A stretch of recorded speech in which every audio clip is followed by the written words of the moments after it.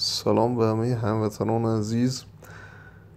قصد دارم که نحوه به اشتراک گذاشتن لینک های ویدیوهای یوتیوب رو بهتون آموزش بدم.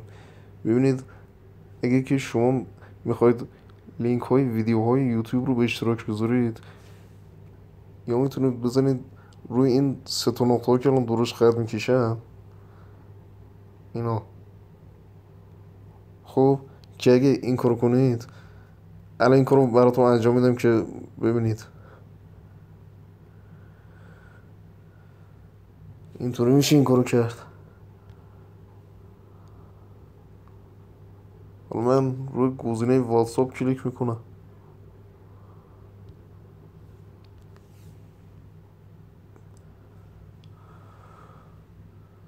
صبر میکنم تا لود بشه.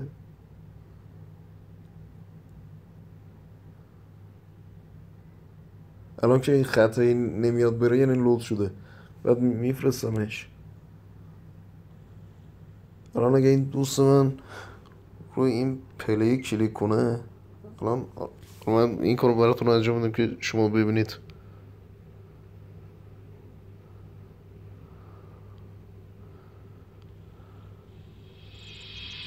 اگه دوست من روی پلی کلیک کنه، همینطور که شروع میکنه ویدیو براش پخش میشه.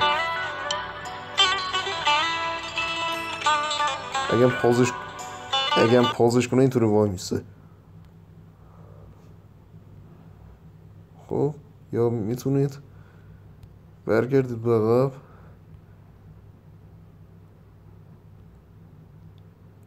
خود ویدیو رو پلی Wenn dein Kind so zaubern könnte, bräuchtest du keine Airwaves. Kann es aber nicht. صبر کنید تا این پیام باز Also hol رد dir den شده. Mentholcake von Airwaves. Airwaves, der Mentholcake für frische Momente.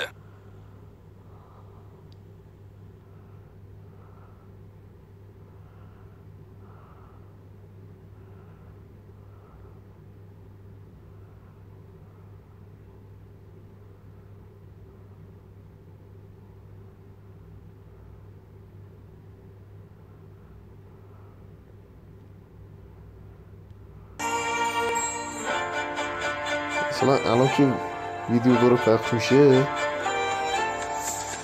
شما میتونید روی این همرسانی کلیک کنید. اینجا دورش الان خط میکشم.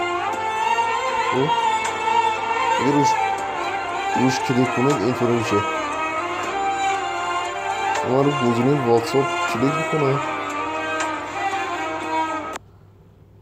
میفرستم برای این دوستم.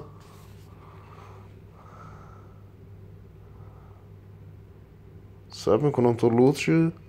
الان که این خطا نمیاد بره یعنی لود شده. الان اگه این دوست من روی این پلیه کلیک کنه،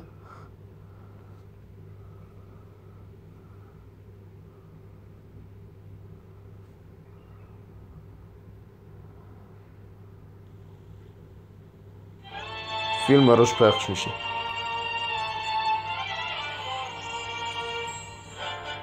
با تشکر از این که ویدیو منو نگاه کردید.